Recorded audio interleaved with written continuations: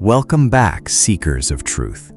Today, we find ourselves on the rugged, beautiful coast of West Sumatra, Indonesia. The air is thick with the scent of salt and the echoes of a 1,000-year-old secret.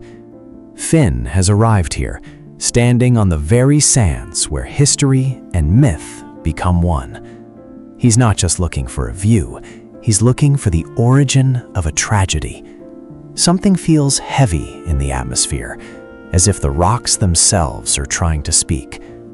Let's begin our journey into the heart of a legend that every child in this archipelago knows by heart. Finn isn't alone in this exploration. He meets Rowan, who has seen these tides change more times than he can count. Rowan explains that this isn't just a story about a man. It's a story about the human heart's capacity for both great heights and bottomless depths. They walk past the local fishing boats, their vibrant colors contrasting with the gray, overcast sky. Rowan points toward a peculiar rock formation in the distance, partially buried in the sand. It's the starting point of a narrative that spans generations, a warning etched in stone that refuses to erode.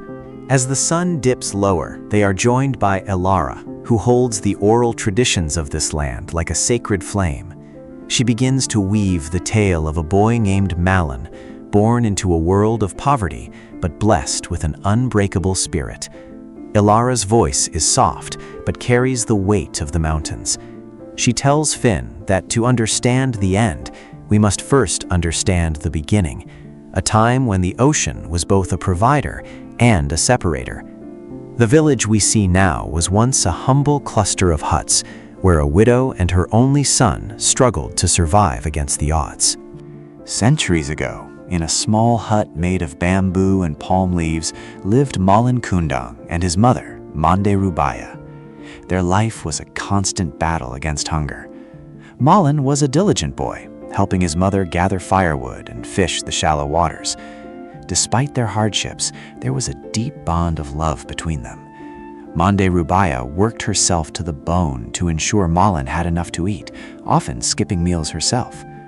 Malin watched her hands grow calloused and her hair turn gray, and a fire began to burn in his young heart. Every day, Malin would stand on the shore, watching the horizon.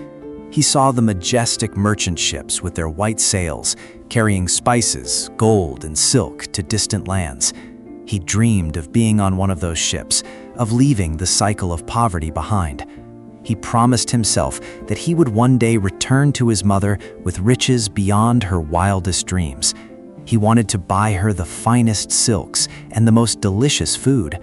But in his ambition, was he already planting the seeds of a pride that would eventually consume him?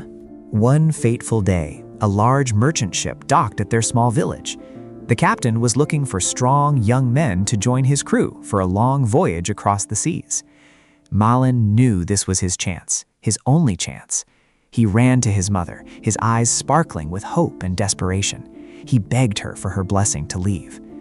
Mande Rubaya felt a cold chill in her heart. She knew the sea was a cruel mistress, and that many who left never returned.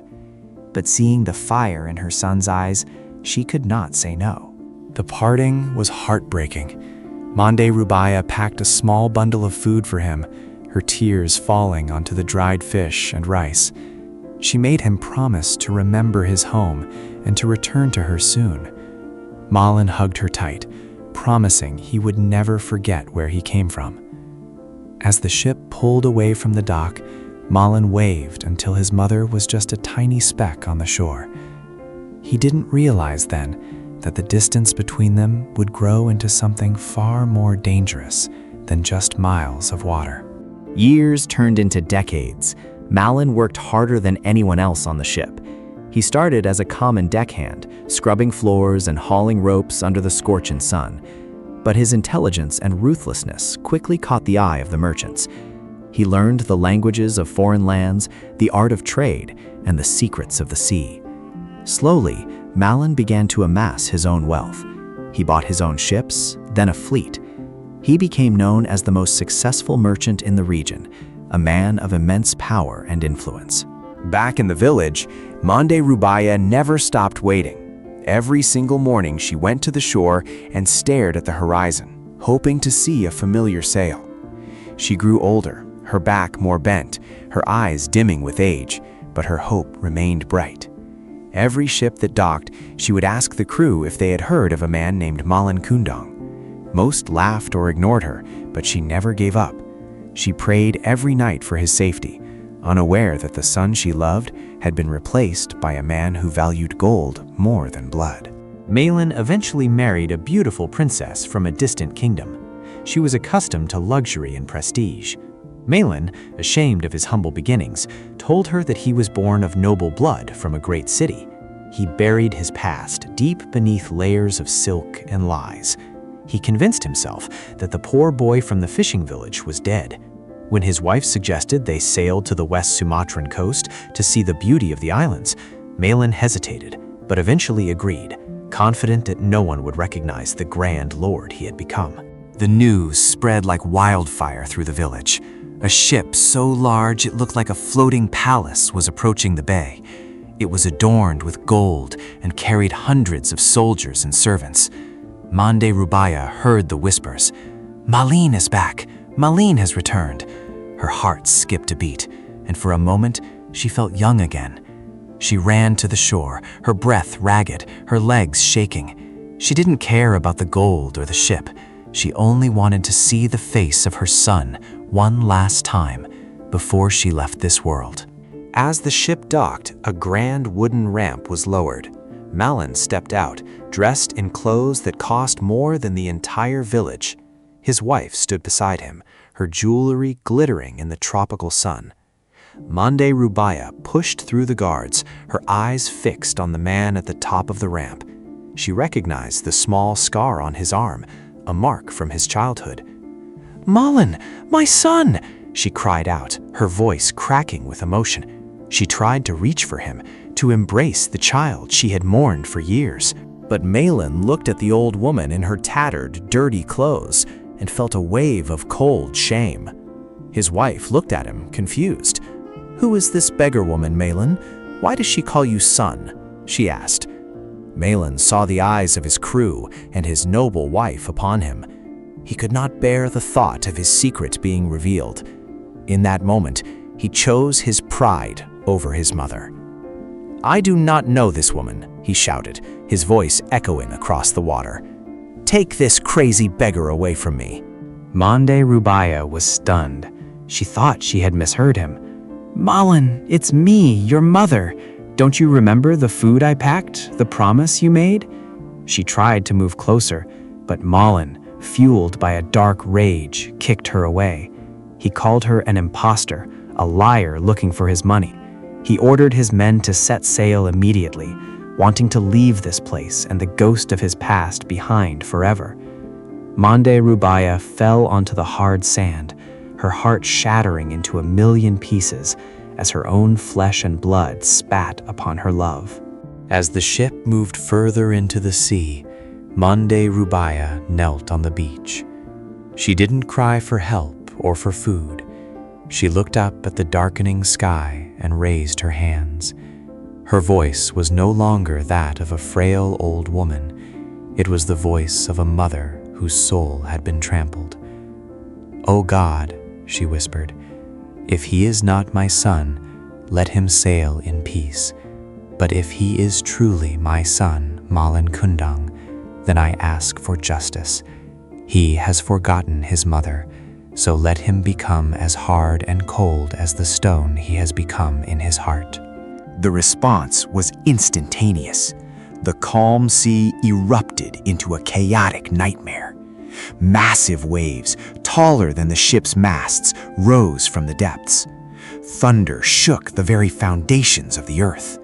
Malin's grand ship, once a symbol of his power, was now a toy in the hands of a vengeful ocean. The wind screamed like 1,000 mourning voices. Malin stood on the deck, terror finally replacing his pride, as he realized that the heavens themselves were turning against him for the sin he had committed. Malin fell to his knees as the ship began to splinter and break apart. He looked back toward the shore, seeing the tiny figure of his mother in the flashes of lightning. For a fleeting second, he felt a surge of regret. He wanted to scream, "I'm sorry," but his throat felt as if it were filling with sand. His legs began to grow heavy and stiff.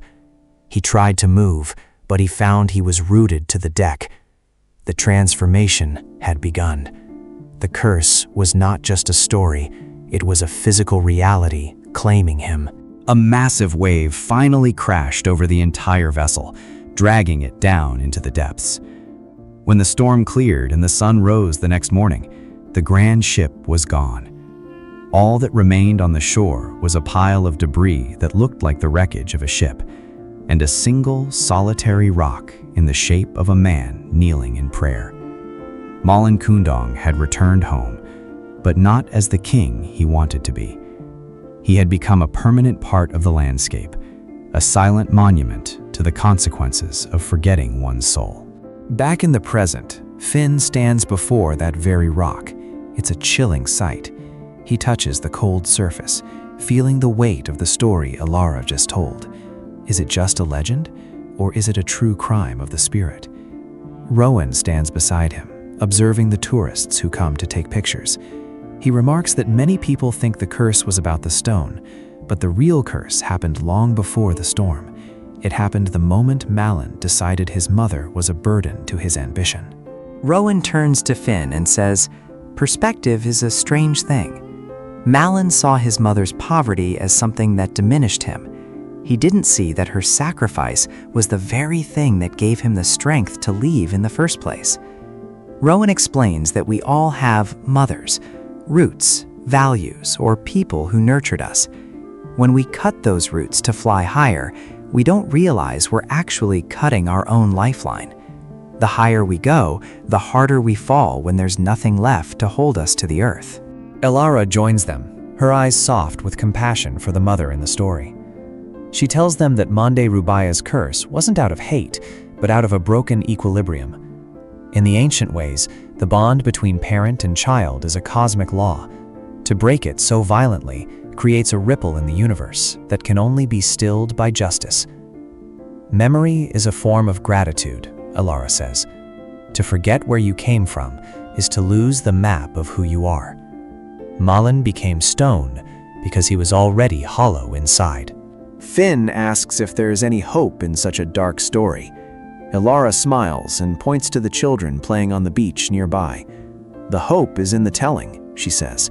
"As long as we tell Malin's story, he serves a purpose. He teaches every new generation that success without character is just a gilded cage." Finn realizes that the true crime wasn't Malin's wealth, but his loss of empathy. The stone is not just a punishment, it's a teacher that has lasted longer than any ship Malin ever built. As the trio walks away from the shore, the lesson of Malin Kundang stays with them. Rowan notes that in our modern world, we are often encouraged to rebrand ourselves, to leave our past behind to achieve greatness. But the legend warns us that a tree without roots cannot withstand the storm. We carry our history with us, whether we acknowledge it or not. The man who forgot where he came from didn't just lose his mother, he lost his way back to his own humanity. The shadows grow long over the coast of West Sumatra. The story of the man who became stone remains etched in the sand and the souls of those who visit. It is a haunting reminder that the most precious things we own aren't the ones we can buy. Love, loyalty, and the memory of home are the only anchors that can keep us steady when the storms of life inevitably come. Finn, Rowan, and Elara have found their answers today, hidden in the spray of the Indian Ocean. Thank you for joining us on this deep dive into the legends of Nusantara. If this story touched you, or if you have a legend from your own culture that carries a powerful message, let us know in the comments below. Don't forget to like this video if you enjoyed the journey, and subscribe to join Finn, Rowan, and Elara on their next adventure. Remember, no matter how far you sail, never forget the shore that gave you your first breath. See you in the next story.